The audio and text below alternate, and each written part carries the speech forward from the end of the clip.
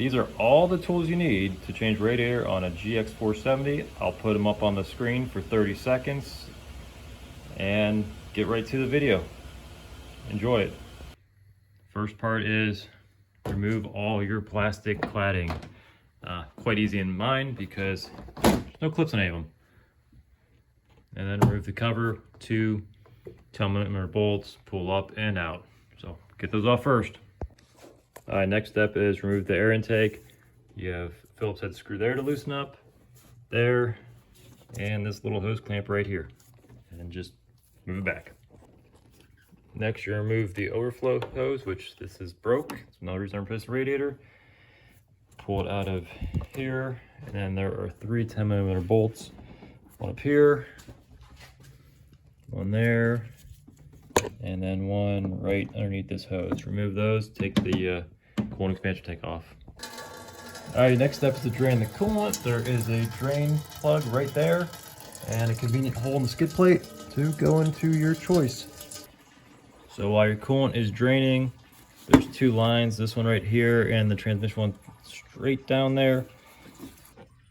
Okay, I'm having difficulty getting that bottom hose clamp off, so what I'm going to do is take off the fan shroud first, which is that 10mm right there, and same thing right there. So remove that, and I'm going to push the shroud back and then get that hose clamp off. Alright, so now I'm going to remove the upper radiator hose from the radiator and the lower radiator hose from the thermostat housing, and we are going to see if that will give me enough clearance to remove the radiator. After that, we're going to do the bolts to the radiator. So radiator bolts are right here, here,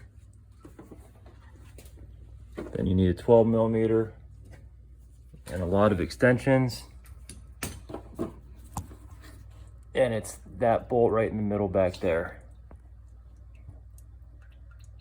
And that's how you unbolt the radiator, and after that we'll try to pull up the radiator. Okay, I took it out just like that. Lower radiator hose attached, upper hose off. Kind of pull it straight out, wiggle to the right. Got caught on the power steering line over here. That's about it. As you can see, that's where it's leaking out the side here. And this is actually the second radiator in 144,000 miles. So next you're going to transfer these bushings over to your new radiator. And maybe this foam too.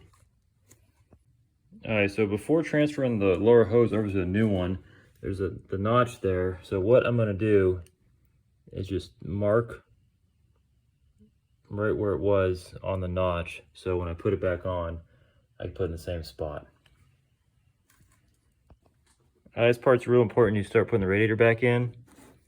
Right there at this top mount, see that little tab that's sticking out? It actually spins around where you swapped all the mounts. Make sure it kind of goes in that slot there. That kind of holds it up when you bolt it and makes sure it's straight. So then get this set in there, nice and centered in the radiator. I'm gonna put the 4 bolts in the radiator, 4 12mm, and then pull the fan shroud up a little bit and get it positioned correctly. And then you're gonna bolt everything back up, put your hoses back on, upper and lower radiator hose. Look, I have an actual thing now for my overflow bottle. Put everything back together, and then we're just gonna pour coolant in it till it fills the top and start and run the engine with that open. And when the thermostat opens, it's gonna take more coolant down. But that is like the quick, easy way, or not quick and easy, but that is how to change a radiator on a GX470, kind of step by step there. No showing you bolts to take out or anything, just pointing you in the right directions to take it apart. Not really too bad, just this lower clamp right there gave me problems. Around that, pretty easy. So you can get it back together and put coolant in it. When putting the fan shroud in, there's 2 little clips right there, like right there. Make sure the fan shroud sits in those clips so it doesn't move. Now you want to get your favorite funnel and start adding some Asian vehicle coolant. You're gonna do this until it won't take anymore. And when it doesn't take anymore, it's filled up all the way to the top, which this is not yet. I started putting it in. Then you're gonna start the engine, leave your funnel here, fill the funnel up a little bit, wait till it warms up and the thermostat housing opens and sucks more coolant down, then top it back off.